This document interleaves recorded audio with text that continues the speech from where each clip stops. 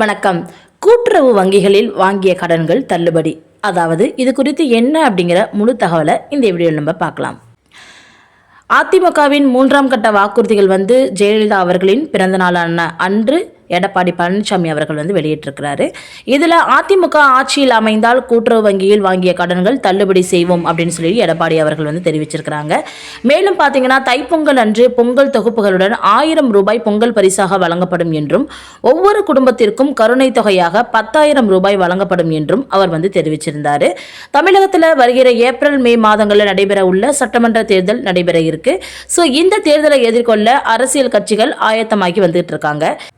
இதில் ஒவ்வொரு தேர்தலுக்கு முன்பாகவே பார்த்தீங்கன்னா திமுக, அதிமுக உள்ளிட்ட கட்சிகள் சார்பாக பார்த்தீங்கன்னா தேர்தல் அறிக்கையானது வெளியிடப்படும். இந்த தேர்தல் அறிக்கையில் பொதுமக்களை கவரும் வகையில் பல்வேறு முக்கிய அம்சங்கள் இடம்பெறுவது பொதுவான வழக்கம்.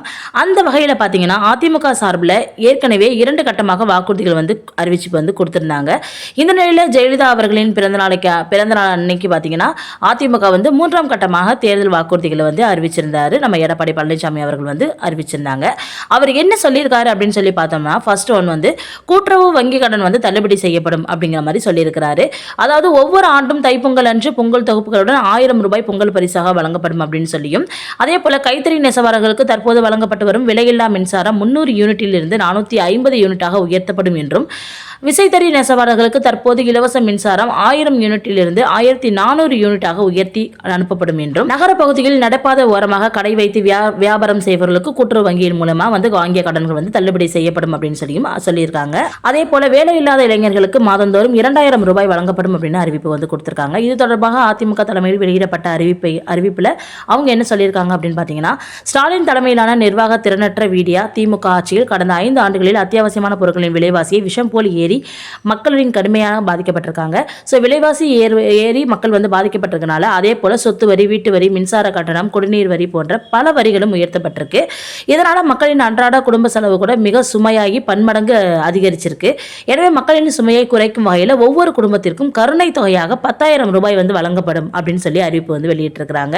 அதே போல வேலைவாய்ப்பு அலுவலகங்களில் பதிவு செய்து வேலைக்காக காத்திருக்கும் பட்டதாரிகளுக்கு மாதந்தோறும் 2000 ரூபாயும், +2 வரை படித்து வேலைவாய்ப்பு அலுவலகங்களில் பதிவு செய்துள்ளவர்களுக்கு மாதந்தோறும் 1000 ரூபாயும் உதவித்தொகையாக வழங்கப்படும் அப்படின்னு அறிவிச்சிருக்கிறாங்க. மின்பிடி தடை காலங்களில் மீனவர்களுக்கு தற்போது வழங்கப்பட்டு வரும் நிவாரண தொகை 8,000 ரூபாயிலிருந்து 12,000 ரூபாயாக உயர்த்தி வழங்கப்படும் அறிவிப்பு சொல்லப்பட்டிருக்கு. ஒவ்வொரு ஆண்டும் தைப்பொங்கல் அன்று வழங்கப்பட்டு வரும் பொங்கல் தொகுப்புகளும் சேர்த்து 1000 ரூபாய் வழங்கப்படும் அப்படிங்கிற தகவலையும் சொல்லியிருக்காங்க.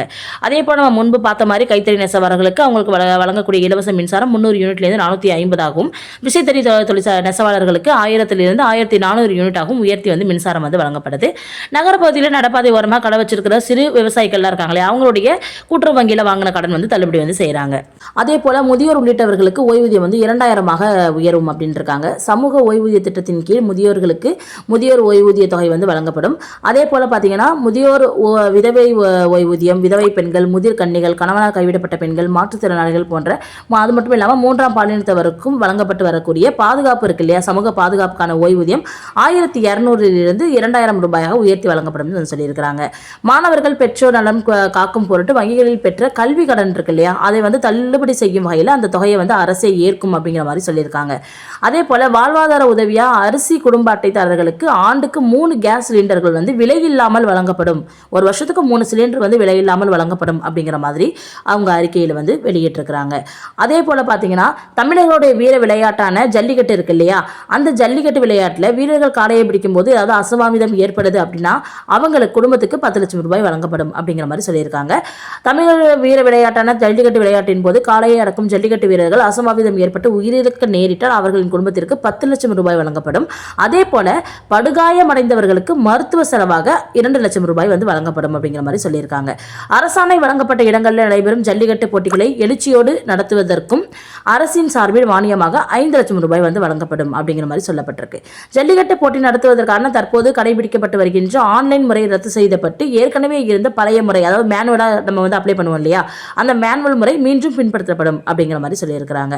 அதே போல பார்த்தீங்கன்னா சிறுபான்மை வகுப்பை சேர்ந்த மகளிர் சுய உதவி குழு தொடங்குவதற்கு வட்டியில்லா கடன் மற்றும் மாற்றுத்திறனாளிகள் கூட்டுறவு வங்கிகளில் வாங்கிய கடன் தள்ளுபடி செய்யப்படும் அப்படிங்கிற மாதிரி சொல்லியிருக்கிறாங்க. என்னென்னு பார்த்தீங்கன்னா இஸ்லாமிய மற்றும் கிறிஸ்துவ மற்றும் ஏனைய சிறுபான்மை வகுப்பைச் சேர்ந்த மகளிர் சுய உதவிக்குழு தொடங்குறதுக்கு வட்டியில்லா கடன்கள் வந்து வழங்கப்படும். மாற்றுத்திறனாளர்கள் கூட்டுறவு வங்கியில் வாங்கிய கடன் அனைத்துமே வந்து தள்ளுபடி செய்யப்படும் அப்படின்னு சொல்லப்பட்டிருக்கு. அதே போல அந்த அதிமுகவுடைய முதல் கட்ட தேர்தல் வாக்குறுதி இருக்கு இல்லையா, அதை எடுத்துக்கிட்டோம் அப்படின்னா மகளிர் நலன், அதாவது குலவிளக்கு திட்டம் அப்படின்னு இப்ப இருக்கக்கூடிய கலைஞர் மகளிர் உரிமை தொகை திட்டம் போலயே குலவிளக்கு திட்டம்னு ஒன்று வந்து அவங்க கொண்டு வரதா சொல்றாங்களாம். சமூகத்தில் பொருளாதார சமநிலையை உருவாக்கிட குலவிளக்கு திட்டத்தின் மூலம் அனைத்து குடும்ப அட்டைதாரர்களுக்குமே வந்து அனைத்து குடும்ப அட்டைதாரர்களுக்கும் உள்ள அந்த குடும்ப தலைவிகளுக்கு மாதம் 2000 ரூபாய் வழங்கக்கூடிய ஒரு திட்டம் வந்து செயல்படுத்தப்படுது. அதே போல ஆண்களுக்கும் மகளிருக்கும் கட்டணமில்லா பேருந்து பயண திட்டம் வந்து கொண்டு வரதா சொல்றாங்க. நகர பேருந்துகளில் பயணம் செய்யும் ஆண்களுக்கு கட்டணமில்லா பேருந்து பயண திட்டம் செயல்படுத்தப்படும். ஏற்கனவே நடைமுறையில் இருக்கக்கூடிய நகர பேருந்துகளில் வந்து மகளிருக்கு கட்டணமில்லா பேருந்து பயண திட்டம் இருக்கு இல்லையா, அது வந்து தொடர்ந்து செயல்படுத்தப்படும் அப்படிங்கிற மாதிரி சொல்லியிருக்காங்க. அனைவருக்கும் வீடு அம்மா இல்லம் திட்டம், இந்த திட்டம் மூலமா பார்த்தீங்கன்னா கிராமப்புறங்களில் குடியிருப்பதற்கான சொந்த வீடு இல்லாதவர்களுக்கு அரசே இடம் வாங்கி கான்கிரீட் வீடு கட்டி கொடுக்கப்படும் அப்படின்னு சொல்றாங்க.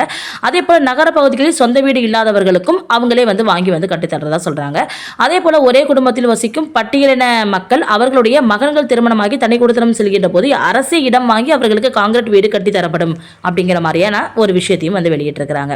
100 நாள் வேலை திட்டம் இருக்கு இல்லையா, அதை வந்து 125 நாட்களா வந்து உயர்த்தப்படும் அப்படின்னு சொல்லிட்டு மத்திய அரசு வந்து அறிவிச்சிருக்கிறாங்க. கிராமப்புறங்களில் வளர்ச்சிக்கான இந்த திட்டம் வந்து 150 நாட்கள் வேலைவாய்ப்பு திட்டமாக உயர்த்தப்படும் அப்படின்னு வந்து சொல்லியிருக்கிறாங்க.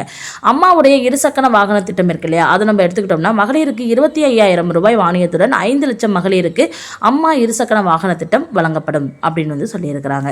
ஸோ இது வரைக்கும் இவங்களுடைய 3 கட்ட தேர்தல் வாக்குறுதியில் இவங்க சொல்லியிருக்கக்கூடிய தகவல்கள் இதுதான்.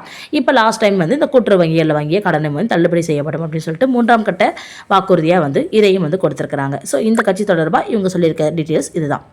நன்றி.